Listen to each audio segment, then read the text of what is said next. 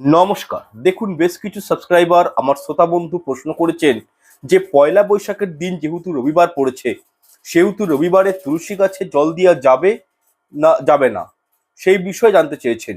এবং আমার সাবস্ক্রাইবারদের মত অনুসারে তারা কিছু এমন ইউটিউব চ্যানেলের ভিডিও দেখেছেন, সেখানে নাকি বলা হয়েছে যে রবিবারে তুলসী গাছে জল দিবেন না, এতে সংসারে চরম অবনতি নেমে আসে, বা এমনটি করলে নাকি মা তুলসী রাগান্বিত হন, যার ফলে সংসারে নাকি আগুন ধরে যায়। এবং তারা প্রশ্ন করছেন আমাকে যে তাহলে তো স্যার, পয়লা বৈশাখ রবিবার দিন, বছরের প্রথম দিন, তাহলে এই দিন আমরা কি করব? বছরের প্রথম দিন তুলসী মাকে জল নিবেদন করতে পারবো না? এরকম একটা প্রশ্ন আমার কাছে কিন্তু এসছে। সেক্ষেত্রে আমি পার্সোনালি অনুভব করলাম যে এই বিষয়টি কিন্তু খুবই গুরুত্বপূর্ণ। তাই আপনাদেরকে এই অনুষ্ঠানে আমাদের শাস্ত্র কি বলছে এই বিষয়ে, সেটা আপনাদের সামনে তুলে ধরার চেষ্টা করব।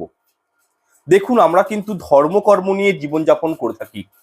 সেক্ষেত্রে আমি পরিষ্কার একটা কথা বলছি, কিছু চ্যানেল আমি নিজেও দেখেছি, ফেসবুকেও দেখেছি, ইভেন ইউটিউবেও দেখেছি, তারা কিন্তু মানে কি বলবো, তাদের ভিডিওগুলোতে মিসলিডিং কন্টেন্ট ব্যবহার করছেন। এক কথায় গোদা বাংলায় বললে তারা ধর্মকে নিয়ে ব্যবসা শুরু করে দিয়েছেন। ভুল তথ্য মানুষকে প্রদান করে মানুষকে বিভ্রান্তের মুখে ঠেলে দিচ্ছেন, মানুষকে বিভ্রান্ত করে ফেলছেন। সেক্ষেত্রে আমি অনুরোধ করব, যারা আমার শ্রোতা বন্ধু রয়েছেন, তারা নিজের বিবেক এবং বুদ্ধির ব্যবহার করুন এবং সঠিক তথ্য আপনারা যেখান থেকে পাবেন সেই জায়গাটাকে ধরে রাখার চেষ্টা করুন। কিছু চ্যানেল নিজেদের অজ্ঞতার কারণে ভুল তথ্য মানুষকে দিচ্ছে, এটা কিন্তু আমার নিজের চোখে পড়েছে। যাই হোক, সঠিক কোনটা সেটাই আজকে আপনাদের সামনে আমি ব্যক্ত করার চেষ্টা করব, তুলে ধরার চেষ্টা করব। যাই হোক, দেখুন, আমি এখানে দুটো বিষয় নিয়ে আপনাদেরকে আমি জানাবো, কারণ এই দুটো বিষয়ের উপর আমার কাছে বলতে পারি প্রচুর প্রশ্ন আসে। যে রবিবার তুলসী গাছে জল দেওয়া যাবে কিনা, এই একটা বিষয়। অ্যান্ড সেকেন্ড ওয়ান, বিষয়টি হচ্ছে যে একাদশীর দিন কি তুলসী গাছে জল দেওয়া যায়। এক্ষেত্রে বলবো, দেখুন, ব্রহ্মাণ্ড পুরাণে উল্লেখ রয়েছে একাদশীর দিন তুলসী গাছে জল দিলে কি হয়, স্বয়ং ভগবত ধামের প্রাপ্তি ঘটে, পরম প্রেমময় শ্রীকৃষ্ণের আশীর্বাদ লাভ হয়। তাহলে একাদশীর দিনও তুলসী পুজো করতে পারেন, তুলসী গাছে জল দিতে পারেন, ধূপ প্রদীপ প্রজ্বলিত করতে পারেন, তুলসী আরতি করতে পারেন, বা তুলসী প্রদক্ষিণ করতে পারবেন, কোনো অসুবিধা নেই। এবং সর্বোপরি একাদশীর দিন ও রবিবার দিনও তুলসী পত্র আপনারা কিন্তু চয়ন করতে পারবেন। তুলসী পত্র তোলার আগে কিছু শাস্ত্রীয় বিধান রয়েছে, সেটা কিন্তু একটু মেনে চলতে হবে। আমি নিয়মটা বলে দিচ্ছি। যেমন ধরুন, দ্বাদশী তিথি চলাকালীন তুলসী পত্র চয়ন করতে যাবেন না, তুলসী পত্র তুলবেন না। সূর্যোদয়ের পূর্বে এবং সূর্যাস্তের পরে তুলসী বৃক্ষে হাত দিতে নেই, তুলসী পত্র তুলতে নেই।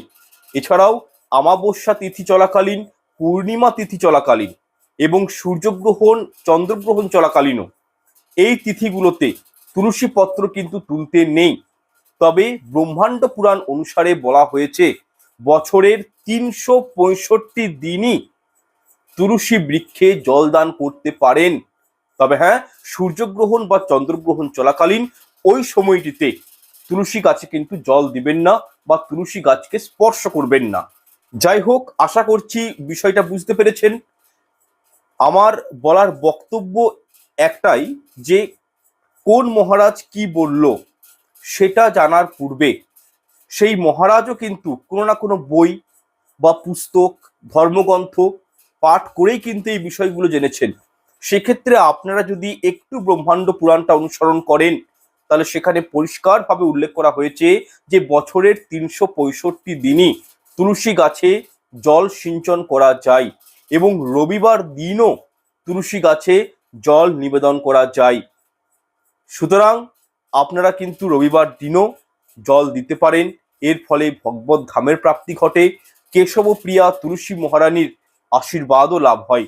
এছাড়াও নিজেদের বিবেক দিয়ে দেখুন না, একটু নিজেদের বিবেক বুদ্ধি দিয়ে দেখুন, এত প্রখর গরম, এই গরমে আপনারা যদি তুলসী মহারানীকে জল নিবেদন না করেন, সেক্ষেত্রে তুলসী মহারানীর কতটা কষ্ট হবে। যদি জল সিঞ্চন নিয়মিত না করা হয় সেক্ষেত্রে তুলসী গাছ শুকিয়ে যাবে। তাই অনুরোধ করব যে বাড়ির উত্তর পূর্ব কোণে তুলসী গাছ রাখবেন এবং তুলসী গাছকে একটা ছাওয়ার মধ্যে রাখবেন, প্রখর রোদে রেখে দিবেন না। এতে তুলসী মায়ের কিন্তু অত্যন্ত কষ্ট হয়, তুলসী গাছ শুকিয়ে যায়। এবং তুলসী গাছের পাশে যদি কোনো তুলসী গাছ আপনাদের টবে থাকে বা তুলসী মঞ্চতেও রয়েছে, মানে মঞ্চ করে তুলসী গাছ রয়েছে, তো সেক্ষেত্রে যদি তুলসী গাছের আশেপাশে কোনো নোংরা আবর্জনা রাখবেন না। এবং কি তুলসী গাছের পাশে যদি কোনো আগাছা বেরিয়ে যায় বা ঘাস বা অন্য কিছু বেরিয়ে যায়, সেগুলোকে কিন্তু নিয়মিত পরিষ্কার রাখার চেষ্টা করবেন। যাই হোক, আশা করছি বিষয়টা আপনাদের কাছে ক্লিয়ার হয়েছে যে রবিবার দিনও তুলসী গাছে জল নিবেদন করতে পারেন, কোনো অসুবিধা নেই।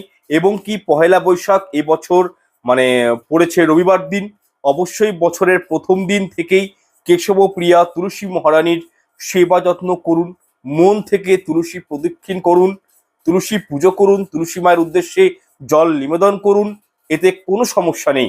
তবে হ্যাঁ, রজস্বলা অবস্থায় অর্থাৎ মহিলাদের ঋতুকালীন অবস্থায় তুলসী গাছে কিন্তু স্পর্শ করতে নেই এবং তুলসী পাতা তুলতে নেই, তুলসী গাছে জলও নিবেদন করতে নেই।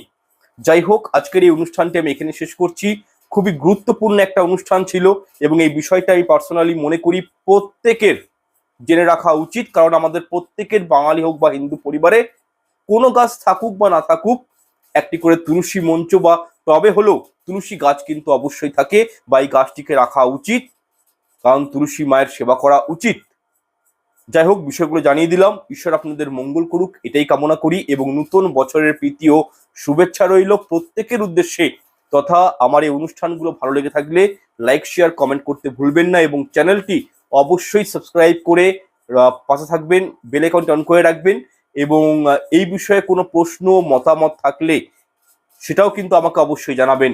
আমি হয়তো 2-4 দিন লেট হতে পারে, মেবি প্রচুর সারাদিনের প্রশ্ন আসে আপনারা নিশ্চয়ই জানেন, তবুও আমি প্রত্যেকের প্রশ্নগুলো দেখি, কমেন্টগুলো দেখি এবং সেই রিগার্ডিংস উত্তর দেওয়ার চেষ্টা করি। পুনরায় বলছি, 2-4 দিন লেট হতে পারে, ধৈর্য রাখবেন, উত্তর অবশ্যই আমি প্রত্যেককে দিয়ে থাকি। যাই হোক, ঈশ্বর আপনাদের মঙ্গল করুক। নমস্কার, ধন্যবাদ।